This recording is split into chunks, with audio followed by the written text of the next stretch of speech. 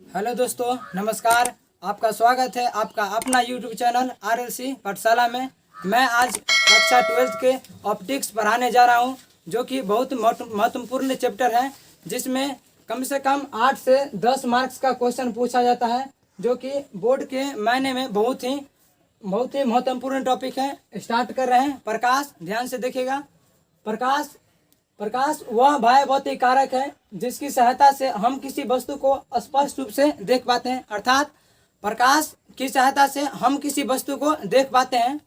प्रकाश खुद एक अदृश्य होता है, अर्थात प्रकाश खुद अपने आप को नहीं देख पाता है, लेकिन प्रकाश किसी वस्तु पर पड़ते ही वह वस्तु दिखाई देने लगता है। इसीलिए प्रकाश एक अदृश्य है, लेकिन प्रकाश किसी वस्तु पर पड़ता है तो वह दृश्य बन जाता है। अर्थात कि प्रकाश स्वयं को नहीं देख पाता है, लेकिन वस्तु पर पड़ते ही वह वस्तु स्पष्ट रूप से आप लोगों को दिखाई देने लगता है। अर्थात कि प्रकाश वह बाह्य भौतिक कारक है जिसकी सहायता से हम किसी वस्तु को स्पष्ट रूप से देख पाते हैं। प्रकाश एक ऊर्जा का रूप है। इंपॉर्टेंट लाइन है, प्रकाश एक ऊर्जा का रूप है। प्रकाश ऊर्जा का रूप किस प्रकार के बता रहे हैं। सूर्य से पृथ्वी तक आने में प्रकाश को लगभग 8 मिनट 16 सेकेंड लगता है। लगभग 8 मिनट 16 सेकेंड। उसमें आप लोग विटामिन डी के रूप में ऊर्जा प्राप्त करते हैं प्रकाश की सहायता से। इसीलिए प्रकाश एक ऊर्जा का रूप है। प्रकाश एक विद्युत चुम्बकीय तरंग है।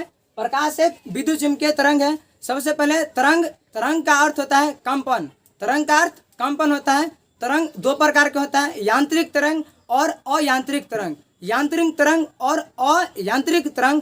अयांत्रिक तरंग को ही कहते हैं विद्युत चुम्बकीय तरंग। अयांत्रिक तरंग को ही कहते हैं विद्युत चुम्बकीय तरंग। अब यांत्रिक तरंग दो प्रकार का होता है, एक होता है अनुप्रस्थ और एक होता है अनुदैर्ध्य। अनुप्रस्थ और अनुदैर्ध्य। तो प्रकाश एक विद्युत चुम्बकीय तरंग है। यह कथन सबसे पहले मैक्सवेल ने दिए थे। जो प्रकाश से क्या है, विद्युत चुम्बकीय तरंग है। प्रकाश अनुप्रस्थ तरंग भी है, ध्यान में रखिएगा। प्रकाश अनुप्रस्थ तरंग भी है। इसमें आपको ट्रिक बता रहे हैं। अनुप्रस्थ में प्र में लिखा हुआ है, इसीलिए आपको पकड़ लेना है। जो प्रकाश एक अनुप्रस्थ तरंग का उदाहरण है और प्रकाश एक विद्युत चुम्बकीय तरंग का उदाहरण भी है, जो कि मैक्सवेल साहब ने कहे थे। देखिए अगला पॉइंट है, प्रकाश की तरंग दैर्घ्य 3900 एंगस्ट्रॉम से 7800 एंगस्ट्रॉम के बीच होता है। तरंग दैर्घ्य का एसआई मात्रक मीटर होता है। तरंग दैर्घ्य का एसआई मात्रक मीटर होता है, लेकिन तरंग दैर्घ्य को एंगस्ट्रॉम में मापा जाता है। तरंग दैर्घ्य का एसआई मात्रक मीटर, लेकिन तरंग दैर्घ्य को एंगस्ट्रॉम के रूप में मापा जाता है। तो आप लोग का क्वेश्चन पूछता है तरंग दैर्घ्य को किस रूप में मापा जाता है, तो आंसर होगा एंगस्ट्रॉम के रूप में। एंगस्ट्रॉम ए के पावर 0 एंगस्ट्रॉम होता है। ए के पावर 0 एंगस्ट्रॉम। 1 एंगस्ट्रॉम बराबर 10 के पावर -10 मीटर। 1 एंगस्ट्रॉम बराबर 10 के पावर -10 मीटर, जो कि परमाणु के आकार के बराबर होता है। अर्थात परमाणु के आकार भी 10 के पावर -10 मीटर होता है। अगला पॉइंट है, प्रकाश हमेशा सीधी या सरल रेखा में गमन करती है। प्रकाश हमेशा सीधी या सरल रेखा में गमन करती है। नेक्स्ट पॉइंट, प्रकाश के अपेक्षिकता का सिद्धांत आइंस्टीन ने दिए थे। ध्यान से देखिएगा, प्रकाश के अपेक्षिकता का सिद्धांत आइंस्टीन ने दिए थे। सिद्धांत है E बराबर mc²। सिद्धांत है E बराबर mc²। इस 2022 का क्वेश्चन है। ये क्वेश्चन पूछेगा निम्नलिखित में से कौन सा संबंध सही है।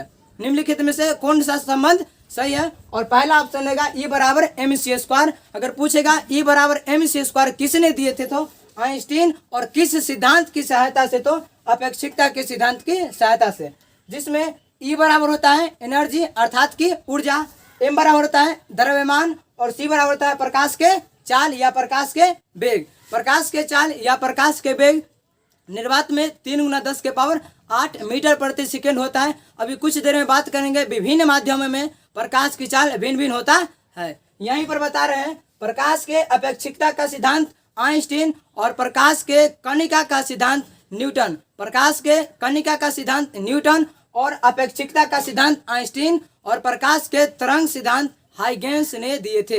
प्रकाश के तरंग सिद्धांत हाइगेंस ने दिए थे। इसलिए प्रकाश, तरंग एवं कण दोनों प्रकार के उदाहरण है। प्रकाश, तरंग एवं कण दोनों है। ऑब्जेक्टिव में पूछता है प्रकाश एक रूप है। पहला ऑप्शन रहेगा कण, दूसरा का तरंग, तीसरा का दोनों, चौथा इनमें से कोई नहीं। अर्थात कि प्रकाश तरंग या कण दोनों का रूप है। प्रकाश बता रहे हैं एक और अपेक्षिकता का सिद्धांत न्यूटन, अपेक्षिकता का सिद्धांत न्यूटन, कणिका का सिद्धांत अपेक्षिकता का सिद्धांत आइंस्टीन, कणिका का सिद्धांत न्यूटन और तरंग का सिद्धांत हाइगेंस, या उनको कभी कहीं कहीं पर बुक में हाइजेंस भी लिखा जाता है। मिलते हैं नेक्स्ट पॉइंट के साथ। तरंग सिद्धांत हाइगेंस, जो कि कहीं कहीं बुक में उनको हाइजेंस या हाइगेंस के रूप में लिखा जाता है, और कणिका सिद्धांत न्यूटन, तरंग सिद्धांत हाइजेंस और अपेक्षिकता का सिद्धांत आइंस्टीन। आगे बढ़ते हैं। प्रकाश के चाल, प्रकाश के चाल यानी कि स्पीड ऑफ लाइट या प्रकाश के वेग, वेलोसिटी ऑफ लाइट। प्रकाश के चाल या प्रकाश का वेग एक ही होता है। प्रकाश के चाल के सबसे पहले खोज रोमर नामक वैज्ञानिक ने किए थे। प्रकाश के चाल की खोज सबसे पहले रोमर नामक वैज्ञानिक ने किए थे। अभी देखते हैं विभिन्न माध्यमों में प्रकाश की चाल भिन्न भिन्न होती है। इसका कारण है विभिन्न माध्यमों में प्रकाश की चाल भिन्न भिन्न होने का कारण है प्रकाश का अपवर्तन, न कि परावर्तन। ध्यान से सुनिएगा, प्रकाश के अपवर्तन के कारण ही विभिन्न माध्यम में प्रकाश की चाल भिन्न भिन्न होती है। देखिएगा, पहला है निर्वात या हवा। निर्वात या हवा, निर्वात या हवा प्रकाश की चाल 3 × 10⁸ मीटर पर सेकेंड, मीटर पर सेकेंड। जल में 2.25 × 10⁸ मीटर पर सेकेंड। कांच में 2 × 10⁸ मीटर पर सेकेंड। तारपीन का तेल 2.56 × 10⁸ मीटर पर सेकेंड। रॉक साल्ट 1.96 × 10⁸ मीटर पर सेकेंड।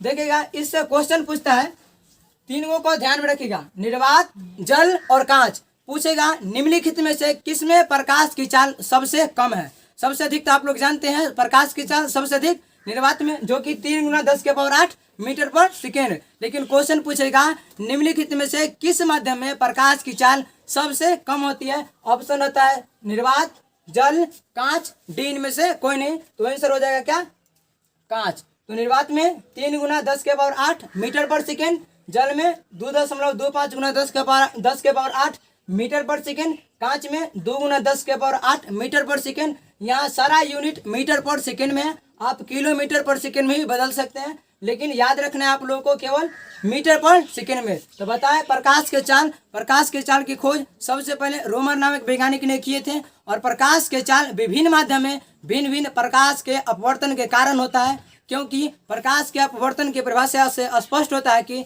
प्रकाश के अपवर्तन होता है जो कि प्रकाश के किरण एक माध्यम से दूसरे माध्यम में आती है तो अपने दिशा विचलित कर लेती है, अर्थात विरल माध्यम से सघन माध्यम में आती है तो अपनी दिशा विचलित कर लेती है। इसी कारण से विभिन्न माध्यम में प्रकाश की चाल भिन्न भिन्न होती है। अगला टॉपिक है किरण पुंज। देखिए, किरण पुंज जिसे प्रकाश पुंज भी कहते हैं, किरण पुंज या प्रकाश पुंज, इसमें सबसे पहले वर्ड आता है किरण, उसके बाद समझेंगे पुंज को, और दोनों को मिलाकर होता है किरण पुंज। तो किरण होता है प्रकाश के गमन पथ की दिशा को किरण कहते हैं। प्रकाश के गमन पथ की दिशा को किरण कहते हैं। और पुंज मतलब होता है गुच्छा, पुंज मतलब गुच्छा। तो प्रकाश के किरणों को समूह को किरण पुंज कहते हैं। प्रकाश के किरणों के समूह को किरण पुंज कहते हैं। इसे प्रकाश पुंज के नाम से भी जाना जाता है। अंग्रेजी में कहते हैं beam of light, beam of light, अर्थात कि प्रकाश पुंज या किरण पुंज। प्रकाश के किरणें को समूह को किरण पुंज कहते हैं, जो कि 3 प्रकार के होता है। पहला के नाम है अभिसारी, दूसरा का है अपसारी और तीसरा का है समांतर। अभिसारी किरण पुंज, अपसारी किरण पुंज और समांतर किरण पुंज। Converging beam of light, diverging beam of light और पैरेलल बीम ऑफ लाइट। तो सबसे पहले पढ़ते हैं अभिसारी किरण पुंज। अभिसारी किरण पुंज, कन्वर्जिंग बीम ऑफ लाइट। देखिएगा, अभिसारी किरण पुंज वैसा किरण पुंज जिसमें प्रकाश की सभी किरणें एक बिंदु पर संतृप्त हो जाती है। अब संतृप्त मतलब होता है एक बिंदु पर आकर मिलना, उसको संतृप्त कहते हैं। एक बिंदु पर आकर मिलना उसको संतृप्त कहते हैं। अर्थात कि अभिसारी किरण पुंज में सभी किरण एक बिंदु पर आकर मिल जाती है, उसे अभिसारी किरण पुंज कहते हैं। एग्जाम्पल के तौर पर समझाते हैं, कोई रेलवे स्टेशन या बस स्टेशन हो, उस पर एक स्टेशन होता है और सभी गाड़ी आकर एक स्टेशन पर इकट्ठा होती है, अर्थात कि यहाँ पर अभिसारी किरण पुंज का एग्जाम्पल हो गया। अभिसारी किरण पुंज जिसमें प्रकाश की सभी किरणें एक बिंदु पर संतृप्त हो जाती है, मिल जाती है, इकट्ठा हो जाती है, उसे अभिसारी किरण पुंज कहते हैं। अगला है अपसारी किरण पुंज, डाइवर्जिंग बीम ऑफ लाइट। वैसा किरण पुंज जिसमें प्रकाश की सभी किरणें एक बिंदु से गमन हो जाती है, एक बिंदु से चली जाती है, उसको अपसारी किरण पुंज कहते हैं। उस अभिसारी में क्या होता था, उसमें एक बिंदु पर सभी किरण आती थी और अपसारी में एक बिंदु से सभी किरण विभिन्न दिशाओं में चली जाती हैं। जैसे कि स्टेशन पर बताए थे, स्टेशन है उस पर विभिन्न प्रकार के गाड़ियां आती हैं, तो जब आती हैं तब अभिसारी किरण पुंज और वह अपने अपने गंतव्य स्थानों के लिए गमन कर देती है, अर्थात निकल देती है, तब उसको बोलेंगे अपसारी किरण पुंज। तो किरण पुंज तीन प्रकार का होता है, अभिसारी किरण पुंज, अपसारी किरण पुंज और समांतर किरण पुंज। अभी चर्चा करते हैं समांतर किरण पुंज, पैरेलल बीम ऑफ लाइट। किरण पुंज तीन प्रकार के होता है, अभिसारी किरण पुंज, अपसारी किरण पुंज और समांतर किरण पुंज, पैरेलल बीम ऑफ लाइट। समांतर किरण पुंज वैसा किरण पुंज जिसमें प्रकाश की किरणें एक दूसरे के समांतर रूप से गमन करती है, उसको समांतर किरण पुंज कहते हैं। जैसा कि चित्र में आपको स्पष्ट रूप से दिखाई दे रहा होगा, एक दूसरे के समांतर रूप में गमन कर रही है। अगला टॉपिक है पारदर्शी पदार्थ, पारभासी पदार्थ और अपारदर्शी पदार्थ। इन तीनों को एक साथ पढ़ेंगे, ध्यान से देखिएगा। पारदर्शी पदार्थ, पारभासी पदार्थ और अपारदर्शी पदार्थ। पारदर्शी पदार्थ वैसा पदार्थ जिसमें प्रकाश की किरण आसानी से आर पार हो जाती है, उसे पारदर्शी पदार्थ कहते हैं। अर्थात कि वैसा पदार्थ जिसमें प्रकाश की किरण आसानी से एक तरफ से दूसरे की तरफ आसानी से गमन कर जाती है, अर्थात कि आसानी से स्थानांतरित हो जाती है, उसे हम पारदर्शी पदार्थ कहते हैं। जैसे कि कांच, वायु, पानी। कांच, वायु, पानी में अगर हम लोग लाइट अर्थात कि टॉर्च मारेंगे तो प्रकाश की किरण आसानी से एक सतह से दूसरा सतह की ओर स्थानांतरित अर्थात कि गमन हो जाती है। तो पारदर्शी पदार्थ हुआ वैसा पदार्थ जिसमें प्रकाश की किरण आसानी से एक तरफ से दूसरी तरफ गमन हो जाती है, उसे पारदर्शी पदार्थ कहते हैं। अगला है पारभासी पदार्थ। पारभासी पदार्थ वैसा पदार्थ जिसमें प्रकाश की किरण अंशतः आर पार होती है, उसे पारभासी पदार्थ कहते हैं। अंशतः का तात्पर्य यह है कि प्रकाश की थोड़ा सा किरण जाएगा और प्रकाश की थोड़ा सा किरण रह जाएगा। जिस प्रकार से आप लोगों का अगर पानी में आर्किमिडीज का सिद्धांत बताए थे, पानी में अगर किसी बड़ी वस्तु को रखा जाए तो वह डूबता नहीं है, अर्थात कि वह तैरता है, जिसमें आधी सतह ऊपर होता है और आधी सतह डूबी हुई रहती है। लेकिन वहीं आर्किमिडीज बोले थे अगर छोटा सा पदार्थ को पानी में रख दिया जाए तो वह आसानी से डूब जाता है, क्योंकि उसका क्षेत्रफल कम होता है। अर्थात कि जिस पदार्थ का क्षेत्रफल अधिक होता है वह पानी में नहीं डूबता है, और जिस पदार्थ का क्षेत्रफल कम होता है वह पानी में डूब जाता है। वही कंसेप्ट है यहाँ पर अंशतः। अंशतः का मतलब हुआ प्रकाश की किरण आधा उधर जाएगी और आधा नहीं जाएगी, अर्थात कि अंशतः पार करेगी। वैसा प्रकाश की किरण, वैसा पदार्थ जिसमें प्रकाश की किरण अंशतः आर पार होती है, उसे पारभासी पदार्थ कहते हैं। जैसे कि तेल लगा हुआ कागज, घिसा हुआ कांच, कुहासा, बादल। आप लोग देखते होंगे ठंडा के मौसम में कुहासा में टॉर्च बारते हैं तो एक स्थान से दूसरा स्थान तक प्रकाश अंशतः पार करता है, अर्थात कि पूरी तरह से स्पष्ट रूप से दिखाई नहीं देता है, लेकिन अंशतः दिखाई देता है कि थोड़ा थोड़ा प्रकाश आ रहा है। बादल हो गया, कुहासा हो गया, तेल लगा हुआ कागज हो गया, घिसा हुआ कांच हो गया। तो इस टॉपिक से क्वेश्चन पूछेगा निम्नलिखित में से कौन सा उदाहरण पारभासी पदार्थ के है। याद रख लीजिएगा, तेल लगा हुआ कागज, घिसा हुआ कांच, बादल और कुहासा। अगला टॉपिक है अपारदर्शी पदार्थ। अपारदर्शी नाम से स्पष्ट है, अ फिर लिखकर पारदर्शी। पारदर्शी मतलब प्रकाश की किरण एक स्थान से दूसरे स्थान या एक तरफ से दूसरे तरफ आसानी से गमन कर जाती है। लेकिन यहाँ लिखा हुआ है अपारदर्शी मतलब प्रकाश की किरण वैसा पदार्थ जिसमें प्रकाश की किरण आर पार नहीं करती है, उसको अपारदर्शी करते हैं। सामान्यतः टॉपिक में कोई ही वर्ड रहे उसके पहले अ लगा दिया जाता है, तो अब उसका सेंस निगेटिव के रूप में लिया जाता है। यहाँ पर पारदर्शी का मतलब हुआ प्रकाश की किरण आर पार किया जाए, और अपारदर्शी का मतलब जिसमें प्रकाश की किरण आर पार न करे। जैसे एग्जांपल है पत्थर, दीवार, टेबल, आप लोग पत्थर, दीवार, टेबल स्पष्ट रूप से ये उदाहरण कर सकते हैं, क्योंकि टर्च लेकर आप बारिएगा तो एक सतह पर टर्च भरेगा और दूसरी सतह पर टर्च का यानी कि प्रकाश नहीं जाएगा, वह अपारदर्शी पदार्थ हो गया। तीनों बता रहे हैं एक बार फिर से, पारदर्शी पदार्थ, पारभासी पदार्थ, अपारदर्शी पदार्थ। पारदर्शी पदार्थ जिसमें प्रकाश की किरण आर पार हो जाती है, अपारदर्शी जिसमें प्रकाश की किरण आर पार नहीं होती है, पारभासी जिसमें प्रकाश की किरण अंशतः पार होती है। देखिए अब बात करते हैं प्रकाश के परावर्तन। प्रकाश के परावर्तन, जब प्रकाश की किरण किसी चिकनी या चमकीली सतह पर पड़ती है तो वह सतह से टकराकर वापस उसी मध्य में चली जाती है। यह घटना प्रकाश के परावर्तन कहलाती है।